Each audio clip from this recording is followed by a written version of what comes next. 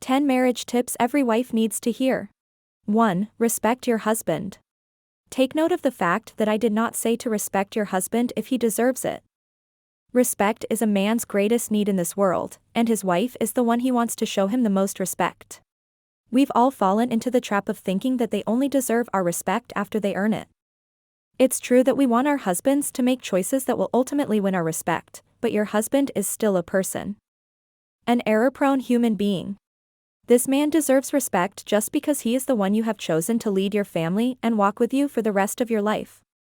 Take it from me, when respect is shown to someone even when they don't deserve it, it encourages them to work harder to earn it. That doesn't mean you act as though his decisions were wise when they weren't.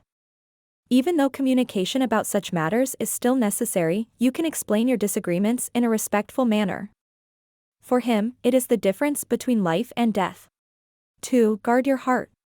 The opposite side's grass is not necessarily greener. Do not fall for the myth that you will be a happy woman if you have a slimmer frame, a higher income, a faster car, or a bigger house. There are many things and people in the world who will serve as a constant reminder that you are not among the best, but this is simply untrue. Live the life you've been given and be grateful for it. We all face challenges, and there are times when I wish I had a home with 1,000 more square feet. But relationships are what truly fulfill us. Keep your heart protected from things and people who might try to persuade you that your husband or your life are not good enough. There will always be something bigger, faster, stronger, or shinier, but until you are content with what you currently have, you will never be satisfied with more. 3. God, husband, kids, in that order. I am aware that this is not a philosophy that is particularly favored by mothers, but bear with me. It's no secret that my faith is very important to me, so God always comes first in my life. But no matter what your religious beliefs are, your husband should come before your children. Now, no man in his right mind would ask you to put your kids aside to serve his every need while neglecting them unless you're married to someone who is abusive, in which case, I strongly urge you to seek help. The flight attendants are required to go over emergency preparedness before takeoff when you board the aircraft. Passengers are told to put the oxygen mask on themselves before putting it on their young child during the instruction on how to use it. Do they believe you to be more important than your children as a result? Absolutely not. However, if you are having trouble breathing, you cannot effectively assist your child. The same is true for both parenting and marriage. If your marriage is in trouble, you cannot raise your kids well. Your children will eventually leave the house to become adults and pursue their dreams. You will have empty nests and empty hearts if you haven't built a lasting relationship with your spouse. 4. Forgive. Nobody is flawless.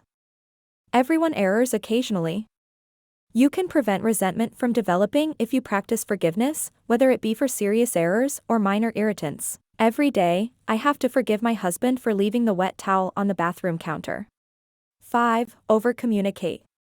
The traditional, you should understand why I'm mad, game, is just plain unfair.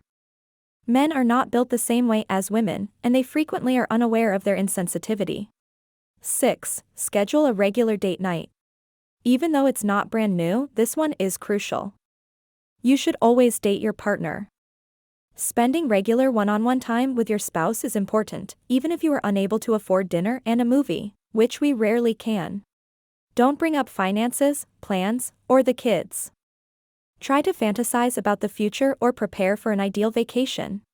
7. Never say the D word. You had better mean it if you're going to say it. Threatening divorce is simply not a fair way to fight. In my previous marriages, I frequently engaged in this. Although I'm not proud of it, I did improve. I wanted to hurt back because I was so hurt, but it didn't make me feel any better. 8. Learn his love language. Everyone has a different love language. You and your spouse likely have different perspectives on what love is. Does he respond better when you give him gifts than when you praise him? Whatever his preferred method of communication is, master it. 9. Never talk negatively about him. Seek advice from a counselor if your marriage is having a hard time and you need it. Family counseling is a fantastic resource, but keep in mind that your loved ones and friends may not be the most impartial sources of advice. They frequently develop unfavorable feelings toward your spouse as a result of the one-sided argument they are hearing, And these feelings typically persist even after you and your husband have resolved the issue. Protect his reputation among your close friends and family members while seeking assistance from those who can be truly impartial.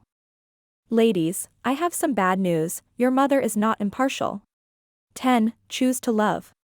In a marriage, there are times when you might wake up and not feel in love. Nevertheless, decide to love. There are times when you might no longer find your husband attractive. Nevertheless, decide to love. Marriage requires dedication. In good times and bad, in sickness and in health. They are sacred vows.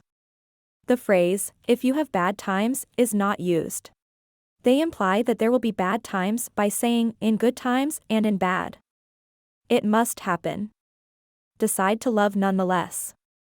He is worthwhile. I hope you enjoyed today's episode by Life's Lessons. Please like and subscribe for more amazing content.